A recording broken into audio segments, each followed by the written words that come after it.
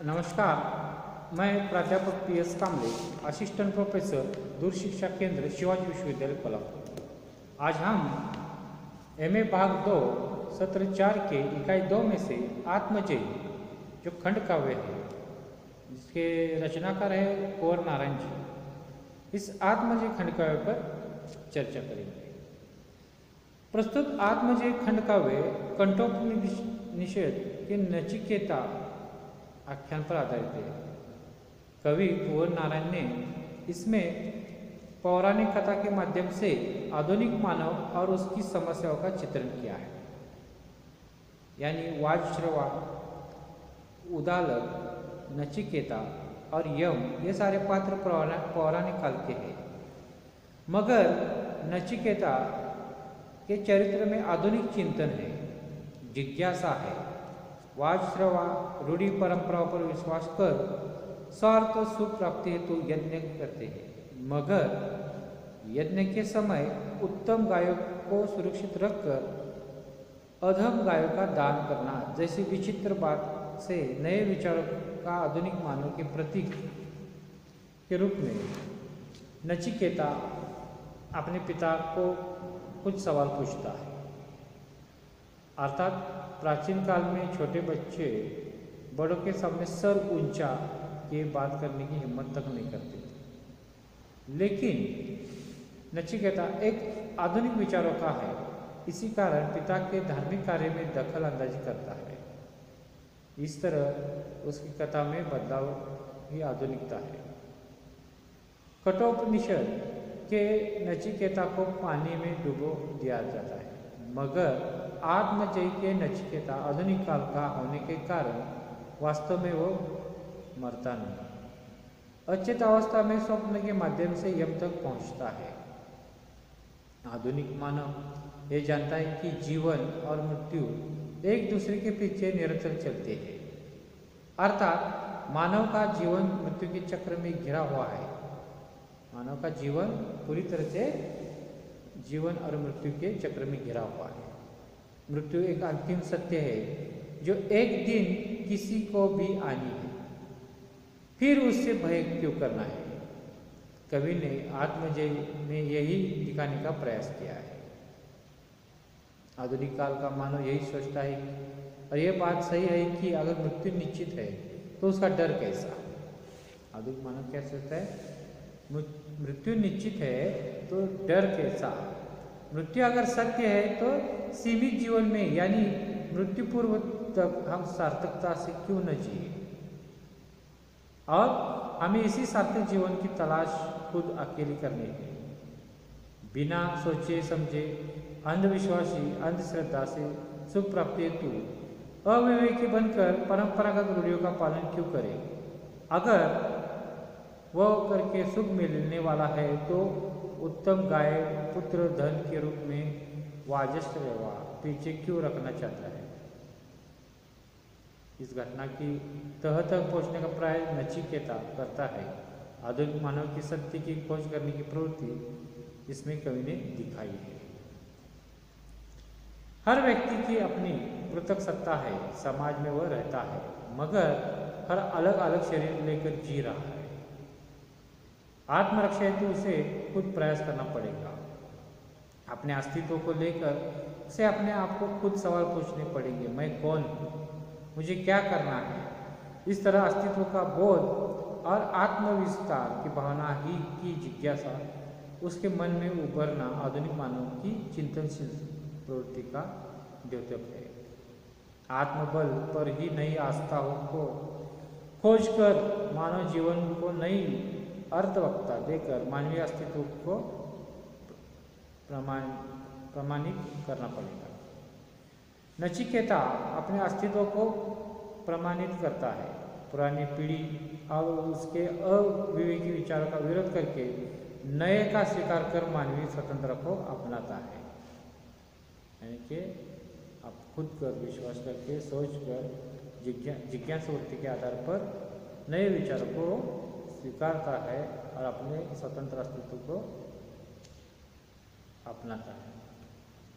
वाजश्रवा एक प्रकार से ठहरे हुए मूल्यवाहक पीढ़ी का प्रतीक है। जो अपने सारे निर्णय आने वाली पीढ़ी पर लादना चाहता है। किंतु नचिकेता आधुनिक मानव के प्रतीक के रूप में विवेकहीन निर्णय का अस्वीकार कर अपने विवेक और पीड़ा से सत्य को तलाश करने वाली नई चेतना का प्रतीक है। जीवन सुखी हो मगर भौतिक साधनों के अभाव में भी सार्थक जीने की कामना कवि कुंवर नारायण जी ने की है। इसी कारण आत्मजयी को आधुनिक चेतना का काव्य माना गया है। आत्मजयी को आधुनिक चेतना का काव्य माना गया। आत्मजयी के अधिकतर सर्ग चिंतन की नई दिशाएं हैं, चिंतन को नई दिशा देते हैं। आत्मजयी में आधुनिक बोध पर दृष्टि डालते समय स्पष्ट होता है कि कवि ने दार्शनिक चिंतन पर अधिक जोर दिया है। मृत्यु, ईश्वर और व्यक्ति की जागरूकता जैसे प्रश्नों को नचिकेता से जोड़ दिया गया है। साथ ही कवि ने समुची परंपरा पर आधुनिक मानव के रूप में नचिकेता से प्रहार किया है। आज की आधुनिक नई पीढ़ी पुरानी मान्यताओं का सह स्वीकार नहीं करती। नचिकेता सुकर्मों पर विश्वास करके नई दिशा प्राप्त करना चाहता है। नई पीढ़ी को लगता है लेकिन यदि तुम्हारे अनुसरण से भिन्न मेरी कोई सत्ता है तो उसे आक्रांत मत करो, अवसर दो कि वह पनप सके प्रसन्न, खुली धूप और ताजगी हवा। संक्षेप में हम कह सकते हैं कि आत्मजयी काव्य की कथा का आधार पौराणिक है, किंतु कुंवर नारायण ने इसे आधुनिकता से जोड़कर नया भाव बोल दिया है। आधुनिक मानव के रूप में नचिकेता नई पीढ़ी का पथदर्शन करता है, नजर आ रहा है, पथदर्शन करता हुआ नजर आ रहा है। चिंतन का दायरा बढ़ाने में आत्मजयी नई पीढ़ी के लिए एक सफल रचना है। इसका जो ये आधुनिक बोध है इस पर हमने देखा कि क्या है, इसका सारांश क्या है आत्मजयी का, ये देखेंगे। आत्मजयी का कथन पौराणिक होकर भी आधुनिक विचारों का है। जैसे कथानक में उपनिषद, यम, नचिकेता, आत्मा, मृत्यु, वाजिष्ठ आदि पौराणिक शब्द और नाम है, मगर नचिकेता के विचार आधुनिक मानव को केंद्र में रखे हुए हैं। नचिकेता और यम दोनों पात्रों की कथा कठोपनिषद, तैत्तिरीय ब्राह्मण और महाभारत में प्राप्त होती है, किंतु आत्मजयी चित्रित कथा का मूल आधार कठोपनिषद है। इस कठोपनिषद के आधार पर आत्मजयी की कथा है। आत्मजयी के चित्रण के पूर्व कुंवर नारायण का जीवन परिचय, नई कविता का प्रवृत्ति विवेचन और खंड काव्य पर चिंतन करके ही आत्मजयी का अध्ययन करना सरल है। कवि कुंवर नारायण की माँ और बहन की असामायिक मृत्यु की वजह से कवि के भीतर मृत्यु और जीवन को लेकर न डर है न द्विधा है। जिसका जन्म हुआ है उसका मृत्यु सत्य है और मृत्यु होगी, इसलिए सार्थक जीवन की आवश्यकता है। कवि ने आत्मजयी के माध्यम से पुरानी स्वार्थ हेतु रखी गई जर्जर मान्यताओं को नई पीढ़ी के प्रतीक नचिकेता द्वारा अस्वीकृति देने का प्रयास किया है। यह नई पीढ़ी आज पुरानी मान्यताओं का स्वीकार नहीं करती। आत्मजयी से स्पष्ट होता है कि नई पीढ़ी के विचारों को मान्यता देने की आवश्यकता है। उन्हें छोटा मानकर उन पर गौर न करना सर्वदा गलत है, वरना यह पीढ़ी सबका त्याग करने को भी तैयार है।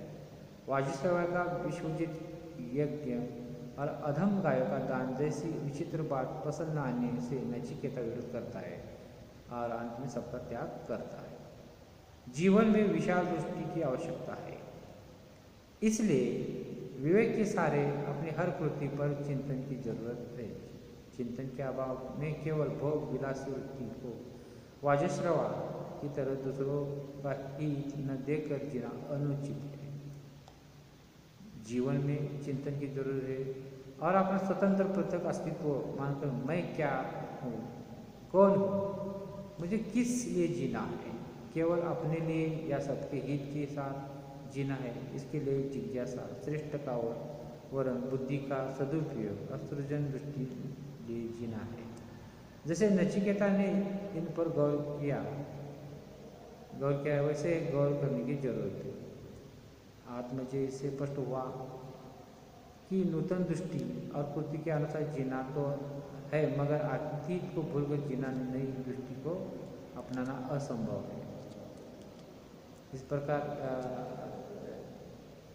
हमने आत्मजय जो खंड काव्य है वो नारायण जी का, उस पर जो आधुनिक बोध है और जिसका सारांश क्या है, ये आज के वीडियो में हमने देखा।